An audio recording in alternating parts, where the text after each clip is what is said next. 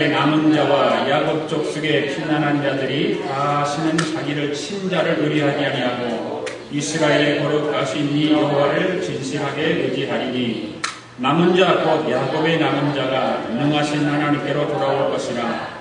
이스라엘이여 내 백성이 바다의 모래 같을지라도 남은 자만 돌아오리니 넘치는 공의로 파멸이 작정되었습니다.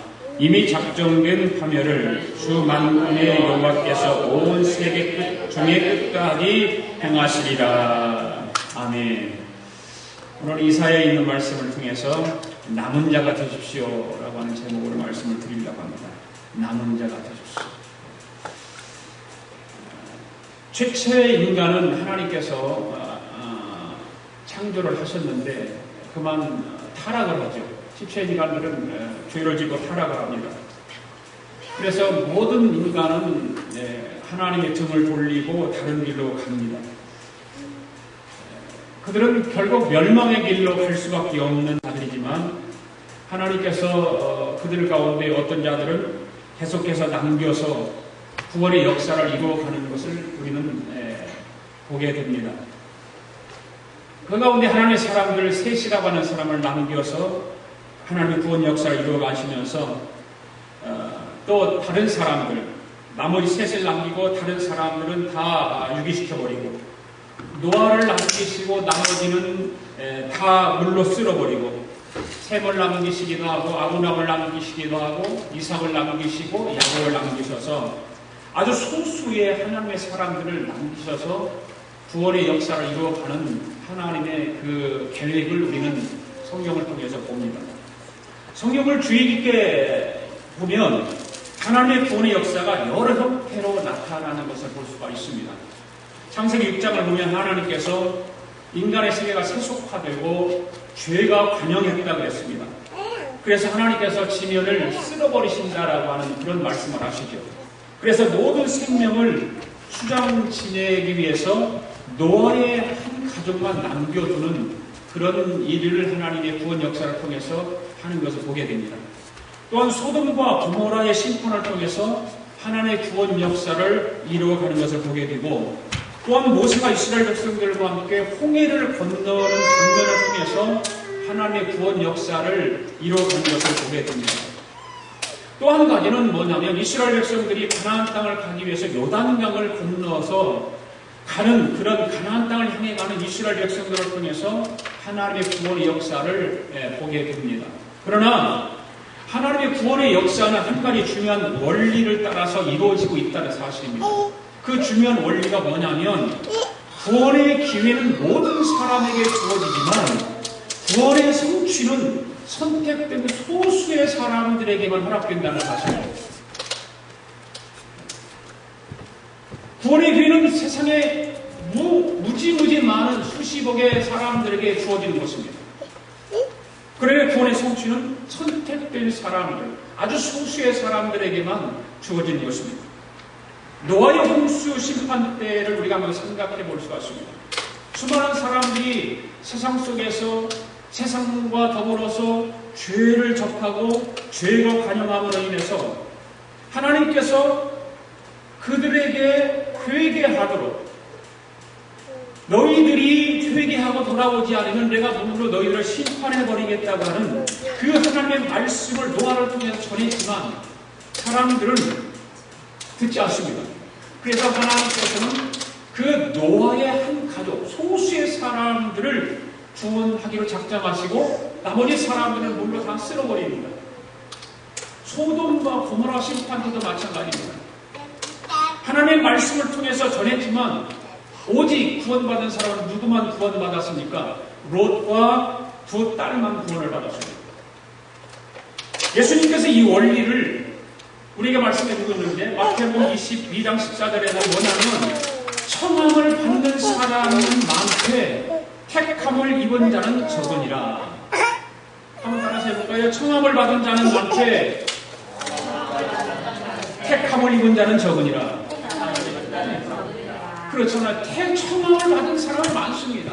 모든 세상 사람들이 다 청함을 받지만 택함 받은 자는 소수의 사람들이라고 하는 것입니다. 그렇습니다. 하나님께서 모든 사람을 구원하시고자 기회를 주셨지만 모든 사람이 구원을 받는 것은 아닙니다. 모든 사람들이 주님 앞에 나와 주일날 예배드리기를 원하지만 모든 사람들이 주일날 주님 앞에 예배드리지 않는다는 것입니다. 주님께 많은 사람들을 청하셨습니다. 그런데 정작 많은 사람들이 다 그 청함을 받고 주님 앞에 나온 것이 아닙니다. 거부하고 도망가고 다 뒤로 숨어버리고 그렇습니다. 그래서 중요한 것은 택함을 받는 것입니다. 할렐루야. 택함 받는다고 하는 것이 얼마나 중요한 일인지 모릅니다. 그러면 성경을 보면 이 원리를 하나의 어떤 신학 사상으로 발전시킨 사람들이 나옵니다. 그 사람들이 누구냐면 선지자들입니다. 그 중에 대표적인 선지자가 바로 이사야 선지자입니다. 이사야 선지자가 그 원리를 발전시킨 신앙 사상이 뭐냐면 바로 남은 자라고 하는 것입니다. 남은 자. 이사야 8장 18절을 보면 이렇게 말씀하고 있죠. 함께 읽어볼까요? 시작. 보라, 나와 및 여호와께서 내게 주신 자녀들이 이스라엘 중에 징표와 예표가 되나니. 하나님께서 이사야의 자녀들을 통해서 장차 이스라엘에 일어날 징조와 예표를 보여주셨다 그 말입니다. 누구를 통해서요? 이사야 선지자의 자녀들을 통해서. 그 다음에 7장 3절을 보십시오. 시작. 그때 여호와께서 이사야에게 이르시되 너와 내 아들 수알 야숲은 윤모 수도 끝 세탁자의 밭 큰 길에 나가서 그런 말씀이 있어요. 이 말씀은 하나님께서 이사야의 첫째 아들의 이름을 수알 야숲이라고 부르게 하셨다는 것입니다. 그러니까 하나님께서는 이사야 첫째 아들의 이름을 지어주시면서 장차 이스라엘에 일어날 일의 징조를 보이셨다는 말이에요. 그러면 수알 야숲이라고 이름의 뜻은 무엇일까? 바로 오늘 제가 말씀드리고자 하는 남은 자라고 하는 것입니다. 남은 자가 돌아오리라 라고 하는 뜻입니다. 이사야의 아들 수알 야숲이라고 하는 이름의 뜻은 남은 자가 돌아오리라 그런 뜻을 가지고 있습니다. 그러니까 이사야는 자기 첫째 아들의 이름을 부를 때마다 하나님께서 자기에게 부어주신 비전을 마음에 새길 수 있었습니다. 그리고 사람들에게 이 하나님의 계획을 선포하는 거예요. 너희들이 돌아오지 않으면 멸망받을 것이고 하나님의 심판받을 것이다.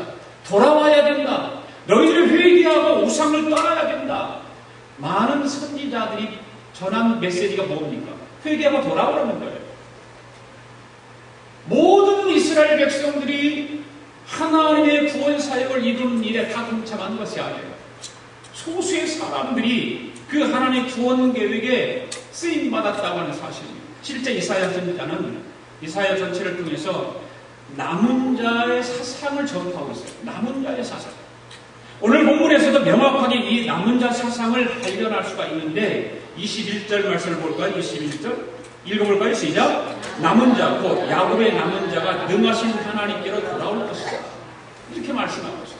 남은 자가 바로 하나님께로 돌아올 것이라고 하는 것입니다. 그래서 저는 오늘 이 남은 자 사상이 무엇인가, 그 다음에 남은 자는 누구인가, 그 말씀을 드리려고 합니다. 남은 자의 사상은 무엇이고 남은 자가 과연 누구인가라고 하는 것입니다.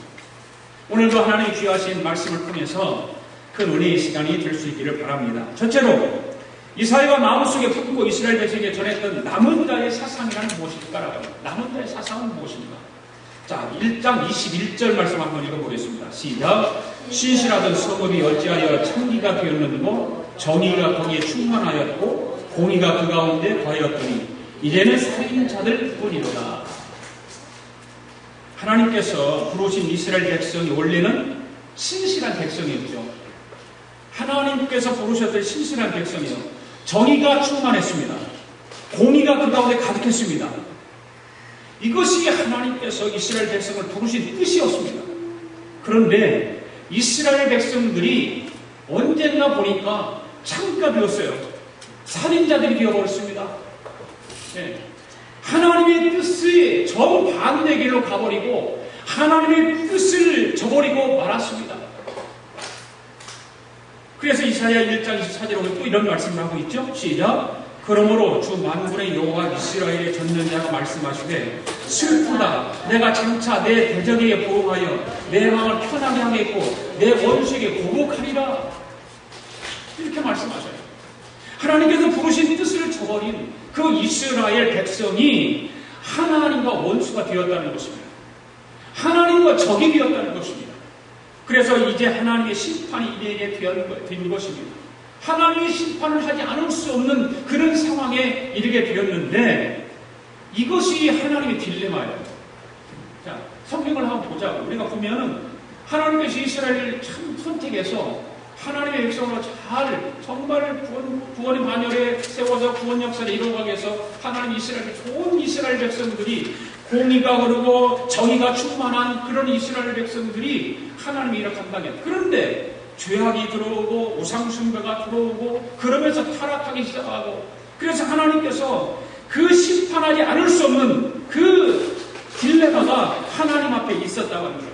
자, 하나님은 하나님의 원수된 이스라엘 백성만을 그래서 심판하려면 하나님이 선택한 백성이에요. 그런데 이게 무서운 건 아니에요. 자기가 선택해놓고 자기가 심판해야 되는 그 하나님의 그 딜레마. 그래서 하나님의 공의를 나타내셔야만 하는 그 하나님의 아픔 이런 것이 있었죠. 그래서 또한 하나님은 그런 심판의 하나님이 아니라 하나님의 속성 안에는 하나님의 사랑의 하나님이라고 하는 것도 있잖아요. 심판과 더불어서 사랑을 가지고 대하는 사랑을 가지고 자기 백성을 대하는 그 하나님의 사랑의 하나님. 그래서 마냥 저들을 심판하고 끝내실 수만은 없다라고 하는 것입니다. 그렇다면 하나님께서 이런 딜레마를 해결할 길을 이사야 선지자를 통해서 모든 다른 선지자들에게도 보여주셨는데 이것이 뭐냐? 바로 남은 자의 사상입니다. 남은 자의 사상. 하나님께서 이스라엘 백성들의 죄악 때문에 저들을 심판하시는 그 상황 속에서 하나님의 사랑을 통해서 전체가 아닌 소수의 남은 자를 택하셔가지고 저들을 통해서 구원 역사를 계속해서 이어가시는 것입니다. 택한 모든 사람들을 통해서 구원 역사를 이뤄가면 얼마나 좋겠습니까? 그런데 저들은 타락해버리기 때문에 죄가 관영해서 죄로 말미암아 멸망받을 사람들이기 때문에 하나님은 저들을 심판해 버리시고 남은 자 소수의 사람들을 택해서 하나님의 구원 역사를 계속해서 이어가시는 거예요. 실제로 하나님께서 이스라엘 백성을 출애굽하실 때 대표적인 예 아닙니까? 대표적인 예가 그거예요. 하나님께서 이스라엘 백성들에게 구원의 기회를 주었습니다. 저들은 출애굽을 통해서 가나안 땅을 향해서 행군해 갑니다. 그런데 행군 도중 어떻게 합니까? 하나님을 원망하고 하나님을 불평하고 뭐 별짓 다 하잖아요. 네. 죄와 가까운 일들을 서슴없이 다 하는 것입니다. 그래도 불평하고 원망하는 것들 그리고 하나님 말씀을 불순종하고 그래서 하나님께 어떻게 하십니까? 결국 저들을 심판하실 수밖에 없다는 거예요. 심판하시는 것입니다. 출애굽기 보면 1세대는 안타깝게도 그래서 가나안 행군 도중에 다 죽습니다. 다 죽어요. 요단강 앞에 걷어요. 이제 고난강을 건너면 가나안 땅을 가잖아요. 그 많은 백성들이 그 안에 있습니다. 그런데 그 출애굽 도중에 행군 도중에 죽은 사람들이 다 이제는 가나안 땅에 들어갈 수 없습니다. 그러나 그 중에도 남은 자가 있었는데 누가 남았죠?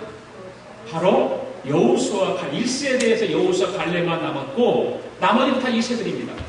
행군 도중에 그 광야에서 낳은 자녀들 그 자녀들은 죄하고 관계없는 자녀들입니다. 죄를 범하지 않았어요. 그들을 통해서 그 대표적인 1세대에서 여호수아 갈렙을 남겨주셨다고 하는 것입니다. 그래서 하나님은 구원의 역사를 이루어가시는 거예요. 그 600만이라고 하는 그런 수많은 1세대들을 다 하나님 죽어가는 거예요. 광야 시대에서 다 죽어가는 것입니다. 그리고 출애굽 때 성인이 되지 않았던 어린 아이들을 남겨두시고 또 그 어린 아이들을 통해서 또 여호수아와 갈렙을 통해서 하나님께서 결국 저들을 가나안 땅에 들어가게 하셨고 저들을 통해서 가나안 땅에서 구원 역사를 이뤄가시는 하나님의 구원 역사를 보게 되는 것입니다. 어떤 사람들? 남은 자들을 통해서. 남은 자들을 통해서. 그러면 남은 자 사상을 통해서 하나님께서 전하시고자 하는 메시지가 무엇일까 하는 거예요. 하나님께 전하시고자 하는 메시지가 뭔가? 바로 그거는 첫 번째로 정화라고 합니다. 정화. 정화, 청소하는 거예요. 정화. 네, 청소하는 거예요. 정화. 이사야 선지자는 당시 이스라엘 그 백성들을 하나님 앞에 고소하고 있어요. 이스라엘 백성의 죄악상, 이스라엘 백성의 타락상, 이스라엘 백성의 우상 숭배하는 모든 그런 것들을 하나님 앞에 다 고소합니다. 여러 차례 반복해서 고소합니다. 마치 법정에서 검사가 피고의 그 죄 몫을 낱낱이 드러내듯이 지금 이사야 선지자는 이스라엘 백성들의 죄악상을 하나님 앞에 낱낱이 고소하고 있습니다. 하나님께서 남달리 구별해서 부르신 하나님의 백성들이 타락했다라고, 범죄했다라고 그렇게 고소하고 있습니다.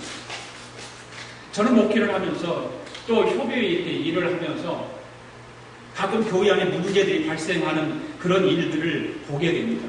그래서 본의 아니게 다른 교회의 어떤 그 교회 문제에 대해서 관여를 하게 되는 일이 생깁니다.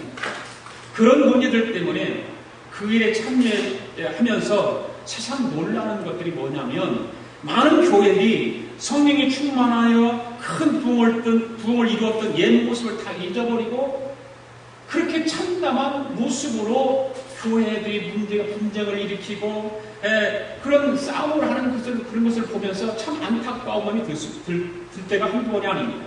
아름답게 성장하던 교회가 어느 날 교회가 갑자기 4분 5열이 되어가지고 교회가 갈라지고 싸우고 그런 교회들이 대부분 흩어지고 그런 교회를 보면서 아무리 해법을 찾아보려고 해도 길이 보이지 않는다는 것입니다. 그래서 그런 일을 하다 보면 어떤 교인들이 그래요. 목사님들 가운데도 그런 말이 있어요. 이 교회 문제는 예수님도 할 수 없다. 예수님이 오셔서 이 광경을 보고도 예수님도 이걸 해결하지 못한다라고 하는 말을 하는 성도들도 있습니다. 또 목사님들도 있습니다. 여러분, 때로는 하나님의 백성들이 하나님의 심판의 대상이 될 수도 있습니다. 하나님의 말씀을 순종하지 않았기 때문에 하나님의 뜻을 저버렸기 때문에 하나님의 심판대 앞에 설 수밖에 없는 그런 상황들이 올 때가 있다 그 말입니다. 그때 하나님께서는 저들을 어떻게 할까? 치신다고 합니다. 심판은 뭡니까? 치시는 거예요. 정화하시는 것입니다. 그리고 남은 자들을 통해서 새롭게 구원의 역사를 써가는 것입니다. 이뤄가시는 것입니다. 그래서 우리는 하나님의 정화의 대상이 되어서는 안 된다고 말해요. 하나님의 정화의 대상을 정화하기 위해서, 청소하기 위해서 다 골라 정화시키는 거예요. 그 다음에 두 번째는 뭐냐면 남은 자 사상을 통해서 하나님께 전하시고 두 번째 메시지는 그리고 나서 어떻게 하냐? 새롭게 파종하는 거예요. 새롭게 파종. 그래서 이사야 선지자는 이 남은 자를 이 비유로 이렇게 말씀하고 있습니다. 이사야서 6장 13절 말씀 읽어볼까요? 시작. 그 중에 10분의 1이 아직 남아있을지라도 이것도 황폐하게 될 것이나 밤나무와 산수리나무가 배임을 당하여도 그 그루터기는 남아있는 것 같이 거룩한 씨가 이 땅의 그루터기니라 하시더라. 아멘. 하나님께서는 산수리나무가 배임을 당하여도 그 그루터기가 남아있는 것 같이 한마디로 남은 자 거룩한 씨가 그 땅의 그루터기다라고 말씀하고 있는 것입니다. 하나님께서 정하신 땅의 남은 자를 거룩한 씨로 파종하시는 것입니다. 하나님은 새로운 구원 역사를 위해서 저들을 거룩한 씨로 파종하시는 것입니다. 그러니까 모든 사람들이 죄악에 물들어서 심판을 받는 중에도 최후의 의로운 자로 남아서 하나님의 구원의 거룩한 씨가 된다는 그런 뜻입니다. 할렐루야. 남은 자의 사상이라고 하는 것은 바로 그런 것입니다. 실제로 유다 백성이 이방의 포로로 잡혀갔을 때도 다니엘과 같은 사람들이 있었잖아요. 다니엘과 같은 사람들은 경건한 그런 아주 하나님의 백성입니다. 그래서 하나님께 그 남은 자들을 통해서 유다 백성들을 다시 회복시키는 일을 하시지 않습니까? 남은 자들을 통해서 하신다는 거예요. 이런 남은 자는 이 시대에도 하나님께서 예비하셔서 구원의 역사를 이루어 가시는 줄로 믿습니다. 그래서 저와 여러분들은 지금은 힘들고 때로는 고통도 따르고 하겠지만 남은 자가요 하나님의 새로운 구원 역사의 여건이 되어야 될 줄로 믿습니다. 두 번째로 남은 자는 그러면 과연 누구일까라고 합니다. 남은 자는 누구일까? 그러면 우리는 어떻게 하면 남은 자가 될 수 있을까? 오늘 보면 20절, 21절 말씀 읽습니다. 시작. 그날에 이스라엘의 남은 자와 야곱 족속의 피난한 자들이 다시는 자기를 친 자를 의뢰하지 아니하고 이스라엘의 거룩하신 이 여호와를 진실하게 의뢰하리니 남은 자 곧 야곱의 남은 자가 능하신 하나님께로 돌아올 것이라. 아멘. 바로 믿음을 저버리지 않고 하나님을 의지하고 하나님께로 돌아오는 믿음을 지킨 사람들을 말합니다. 믿음을 지킨 사람. 그래서 남은 자는 어떤 자인가? 믿음을 지킨 사람입니다. 여러분의 성경을 보면서 믿음을 지킨 사람들이 얼마나 많습니까? 참 믿음을 지킨 사람들이 성경에는 많이 나오는데 특히 신약 성경 가운데 히브리서 11장에 보면 믿음을 지킨 사람들의 이름이 잘 나열되죠. 이들의 믿음을 어떻게 지켰고 그래서 믿음의 사람이 되었다. 그렇게 성경은 히브리서 11장을 말하고 있습니다. 대표적으로 아벨에서부터 라합에 이르기까지 10사람이 소개가 쫙 되고 있거든요. 그리고 저들이 어떻게 남은 자로 정화의 시기에 하나님께서 모든 그 죄악을 쓸어버리고 그 죄악과 타락 속에서 방탕한 삶을 살아가는 사람을 정화하고 그 정화하는 가운데서 살아남을 수 있었고 어떻게 거룩한 씨로 새로운 구원의 역사에 구름터기 역할을 할 수 있었을까? 바로 히브리서 11장을 읽어보면 바로 그런 것을 정확하게 기록하고 있어요. 그 답은 무엇일까라고 하는 것입니다. 그 답은 한마디로 믿음입니다. 믿음. 할렐루야. 그 믿음만이 바로 남은 자의 역할을 감당하는 이 믿음 있는 자다. 그래서 히브리서 11장을 보면 믿음으로라고 하는 표현이 무려 18번이나 나와요. 믿음으로 노아는, 믿음으로 아브라함은, 믿음으로 라합은 다 믿음으로라고 하는 18번이 나와요. 저들이 행한 모든 행위의 동기의 그 공통점은 믿음입니다. 할렐루야. 특히 히브리서 1절에서 3절을 보면 저들이 지켜냈던 믿음의 특징들을 설명하고 있지 않습니까? 믿음은 바라는 것들의 실상이고 보이지 못한 것들의 증거다. 보이지 않는 것들의 증거다. 그렇게 말하고 있고요. 그리고 3절에서는 믿음으로 모든 세계가 하나님의 말씀으로 지어진 줄을 우리가 아나니 보이는 것은 나타난 것으로 말미암아 된 것이 아니니라고 그랬어요. 바로 이것이 믿음을 지켜낸 믿음의 특징을 말하는 바로 히브리서의 기록, 히브리서 11장에 기록되어 있는 그 수많은 사람들의 믿음을 지켜낸 것이 바로 이 말씀입니다. 그러니까 한마디로 믿음이란 볼 수 없는 것을 통해서 볼 수 없는 것을 말씀을 통해서 보는 것.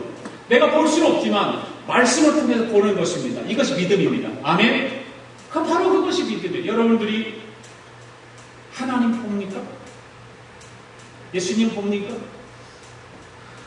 보지 못해요. 그러나 우리는 무엇을 통해서 봅니까? 말씀을 통해서 보는 거예요. 그 말씀을 통해서 보는 것을 내가 실제로 눈을 가지고 보는 것 같이 믿는 것이 믿음이에요. 성경의 믿음의 사람들은 다 그렇게 믿었던 거죠. 그래서 히브리서 기자가 히브리서 11장에서 그렇게 믿음의 사람들의 이름을 나열하면서 그 믿음 있는 사람들의 본을 받으라고 말씀하고 있는 것입니다. 구체적인 예로 히브리서 11장 7절 이하를 보면 노아의 예를 들 수가 있지 않습니까? 노아는 장차 120년 후에 있을 일, 120년이 지나야 되어질 일, 이런 일을 하나님께서 말씀해 주셨어요. 근데 노아는 그것을 자기 눈에 보이는 것 같이 믿고 그 일을 행하지 않습니까? 어떻게 행합니까? 그 말씀을 믿고 그냥 산에 올라가서 배를 짓는 거예요. 그렇잖아요. 얼마나 믿음이 좋습니까? 120년에 되어질 일을 하나님께서 약속하셨는데 그것을 믿고 산에 올라가 배를 뚝뚝뚝뚝 뭐 망치질하고 뭐 나무도 쓸고 하여튼 뭐 다 배를 짓는 것입니다.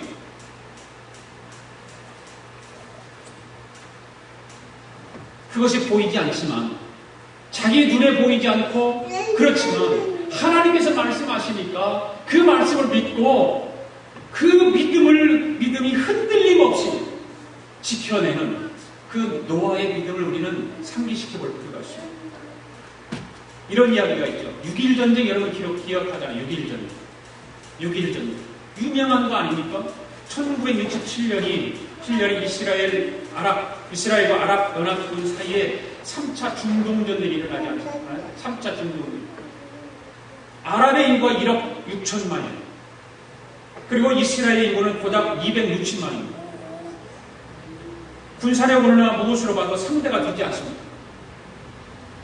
그런데 당시 이스라엘의 전쟁을 이끌었던 모세 디안이라고 하는 국방부 장관이 있습니다. 그 국방부 장관이 호언장담을 하죠. 우리는 신무기로 무장되었기 때문에 반드시 우리는 이길 것이다. 자기들이 신무기가 그 말에 중동의 연합군이 겁에 질린 거예요. 그래서 사람들이 깜짝 놀라요. 신무기가 도대체 어디가 있단 말이야. 무엇이냐 말이야. 그러면서 우리는 이 전쟁은 속전속결로 끝낼 수 있다. 그 다짐을 하는 것입니다. 그래서 서방 언론들이 난리가 나서 주목하고 도대체 신무기가 뭐냐는 거예요. 그렇지 않아도 이스라엘 핵무기를 개발하고 있다는 소문이 있었기 때문에 핵무기가 아니면 화학무기를 준비하고 있었을 것을 추정하고 있는 거예요. 전쟁은 모세 디안의 장담대로 6일 만에 이스라엘의 대수로 끝나고 말아요. 그래서 아예 그 6.1 전쟁이라고는 고유명사가 생길 정도로 그 전쟁사에 길이 남을 만한 전쟁입니다. 그런데 전쟁 중에 어떤 신무기가 사용되었냐 하는 거예요. 그래서 기자들이 많은 서방의 언론들이 주목하고 그 모세 다이안에게 묻습니다. 도대체 당신이 말한 신무기는 뭐냐는 거예요. 어떻게 해서 그게 6일 만에 그 중동 연합군 그 수많은 1억 6천만이나 되는 그 연합군을 물리칠 수 있었느냐는 것입니다. 그 모세 다이안 국방부 장관이 이야기합니다. 우리가 준비한 신무기는 바로 시편 121편입니다. 시편 121편. 뭔지 아세요?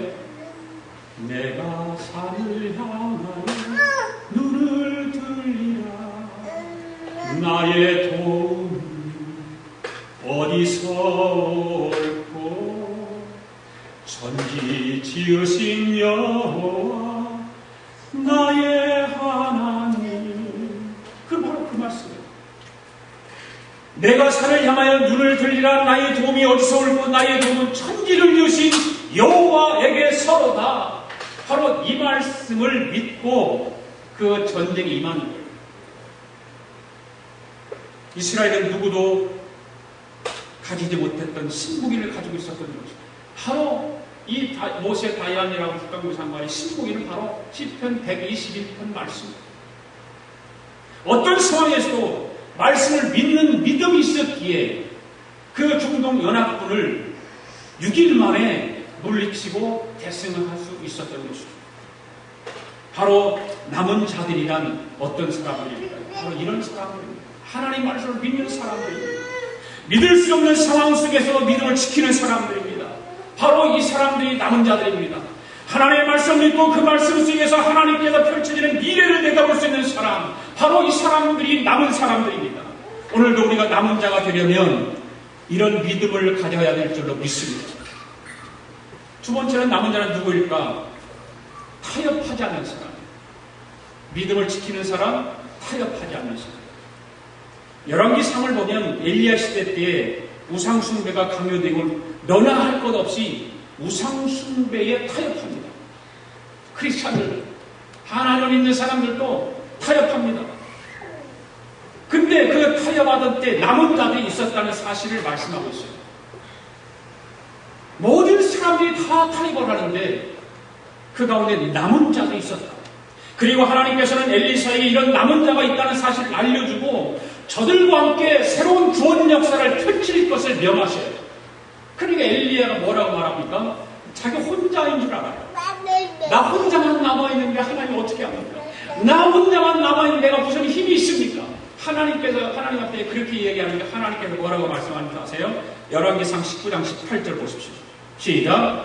그러나 내가 이스라엘 가운데 7,000명을 남기리니 다 바알에게 무릎을 꿇지 아니하고 다 바알에게 입맞추지 아니한 자니라. 엘리야가 자기 혼자 남은 줄 알았는데 하나님께서는 7,000명이라는 남은 자를 남겨두시고 그들과 함께 싸우라는 거예요. 우상숭배가 급시하던 때에 우상숭배에 타협하지 않은 7,000명의 사람, 다 우상숭배하고 살 길을 찾아갔지만 남은 자들 7,000명이 자기 신앙을 지켰다는 거예요. 믿음을 지켰다는 거예요. 타협하지. 사실 아함은 그 시돈의 공주 이세벨과 결혼해가지고 본격적으로 우상숭배의 길로 접어들지 않습니까? 그래서 당시 북왕국의 수도인 사마리아에 바알 신전을 지었고, 그리고 아세라 신상도 세우고 왕실이 앞장서서 우상숭배를 자행했다는 거예요. 왕실. 왕 이세벨은 여호와 하나님을 섬기는 사람들을 박해하기 시작하고 대표적으로 여호와의 선지자들을 다 죽입니다. 이스라엘 백성들은 두려워서 여호와 하나님을 섬기는 신앙을 포기하기 시작합니다. 다 죽이니까. 그리고 우상숭배 앞에 절하기 시작합니다. 너나 할 것 없이 살기 위해서 타협하기 시작한다고 말해요. 여러분 같으면 어떻게 할 수 있을까요? 우리나라 6.25 전쟁 때 일제시대 때에 그런 일들이 많이 자행되었잖아요.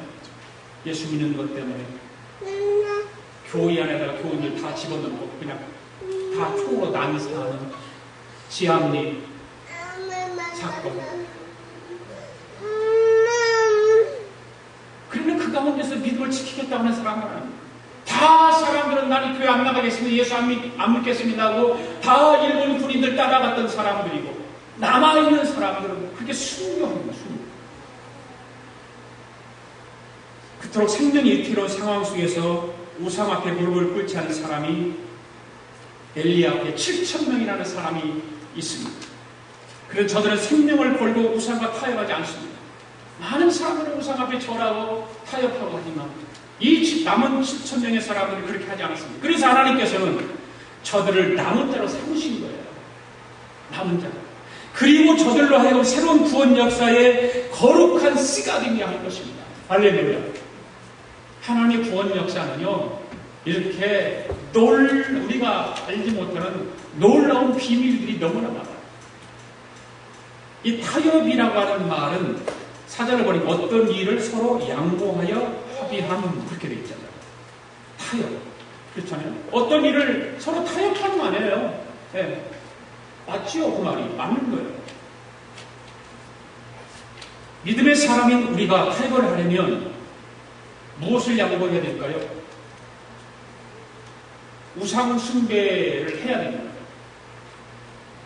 제사상에 절해야 됩니다. 그럼 타협을 해야 될까요? 그리고 우리 믿음의 사람들이, 우리 믿는 사람들이 무엇을 양보해야 되나요? 그럼 타협하려면 우리 신앙, 우리 믿음을 양보해야 되잖아요. 타협을 해야 되니까. 그리고 상대방과 협의하여 서로 합의점을 도출해내야 되잖아요. 이렇게 타협을 하게 되면 한마디로 이것은 믿음도 믿는 것도 아니고 안 믿는 것도 아닌 상태. 차갑지도 않고 미지근하지도 않고 중간 상태. 바로 그런 상태죠. 그래서 스스로 여전히 믿는 것이라고 자기가 할 수 있고 그러면서도 여전히 믿음의 사람이라고 말하는 거죠. 그러나 문제는 사람들은 그렇게 인정한다 할지라도 하나님께서 이것을 믿는 것이라고 여기실까라고 합니다. 그래서 타협점을 찾아서 타협하는 그 일에 사람들은 야 멋있다라고 할 수 있어요. 그러나 하나님께서는 그것을 우리의 믿음으로 인정해 주실까라고 합니다. 이에 비해서 타협이라고 하는 단어와 그 다음에 지조라고 하는 단어가 있죠. 지조. 이 말은 사전을 보면 원칙과 신념을 굽히지 아니하고 끝까지 지켜나간 꿋꿋한 의지 또는 그런 기계 이렇게 정리되어 있습니다. 자, 타협과 지조. 여러분 어떤 걸 선택하셨습니까? 믿음의 사람인 우리가 믿음의 지조를 지켜야 될 줄로 믿습니다. 그러기 위해서는 우선 시험을 이겨야 됩니다. 시험을 이겨야 됩니다. 사탄이 예수님을 시험했듯이 우리의 믿음을 사람들은 시험합니다. 타협하자는 거죠. 세상은 타협하기를 원해요. 우리의 신앙 앞에, 우리의 믿음 앞에 세상은 타협하기를 원해요. 그래 덤벼들어요. 유혹합니다.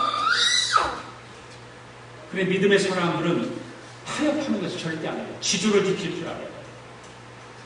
다니엘을 보십시오. 다니엘이 타협했다면 우상 재물에 왜 재물을 안 먹었겠어요? 타협하면 먹잖아요.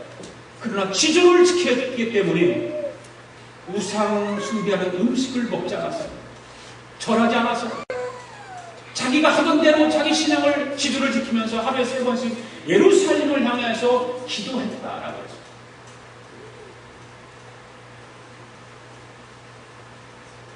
시험을 이길 뿐만 아니라 때로는 박해도 우리는 견뎌낼 줄 알아요. 우리가 믿음 생활을 하는 가운데 핍박도 겪게 되고 또한 박해도 겪게 됩니다. 이럴 때 우리는 어떻게 해야 될까? 지조를 지켜야 됩니다. 물러서지 말아야 됩니다. 우리가 남은 자가 되려면 믿음의 지조를 지켜야 될 줄로 믿습니다.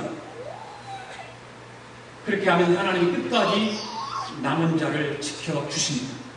사랑하는 여러분, 여러분들은 남은 자들 되어서 끝까지 하나님의 돌보심을 받는 자들 되기를 원합니다. 그리고 하나님은 남은 자들을 통해서 새로운 구원의 역사를 이루어 가시는 것입니다. 새로운 구원 역사에 쓰임받는 남은 자들이 되시기 바랍니다. 저와 여러분들은 이 시대에 하나님의 거룩한 남은 자들이 되기를 바랍니다. 할렐루야. 기도하겠습니다. 고마우신 하나님 아버지, 은혜와 사랑에 감사를 드립니다. 오늘도 변함없이 은혜의 말씀을 듣게 하심을 감사합니다. 오늘 우리는 택함받은 하나님의 백성들로 바로 서기를 원합니다. 오늘 우리는 남은 자들인 줄로 믿습니다. 남은 자들은 믿음을 잘 지키고 세상과 타협하지 않는 신앙으로, 지조를 지키는 신앙으로 살아갈 수 있도록 성령님 함께하여 주시고 붙들어 주시고 동행하여 주시옵소서. 감사드리며 예수님의 이름으로 기도하옵나이다. 아멘. 다 일어나셔서 내가 너를 도우리라 이 찬양 함께 부르겠습니다.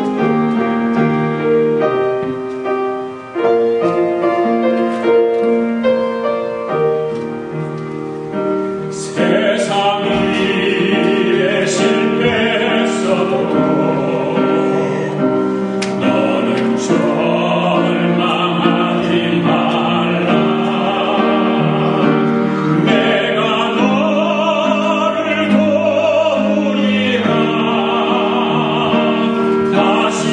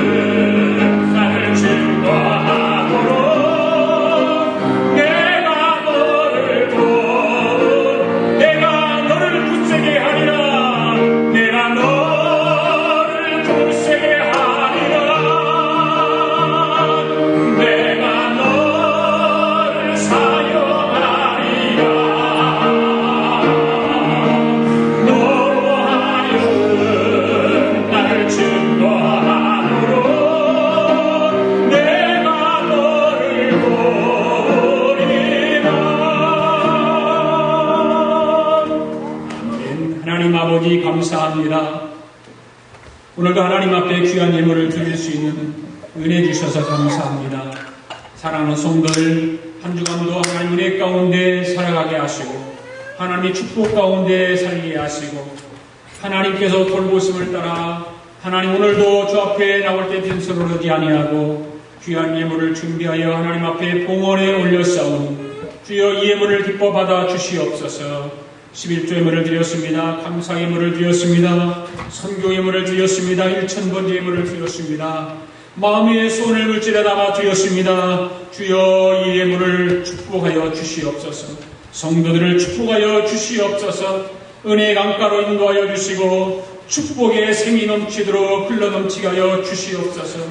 아버지의 날마다 주연의 가운데 가정과 직장과 경영하는 기업들을 복되게 하여 주시옵소서. 이민자의 삶을 살아가면서 물길 때문에 어려움 당하지 않도록 인도하여 주시옵소서. 또한 신앙생활 속에서도 영적으로 메마르지 아니하도록 성령님께서 강하게 성도들을 붙들어 주시옵소서. 아버지 예물을 통해서 30배 60의 결실을 맺게 하여 주시옵시고 하나님의 나라가 온전하게 세워지는 일에 아름답게 쓰임받는 예물 되게 하여 주시옵소서.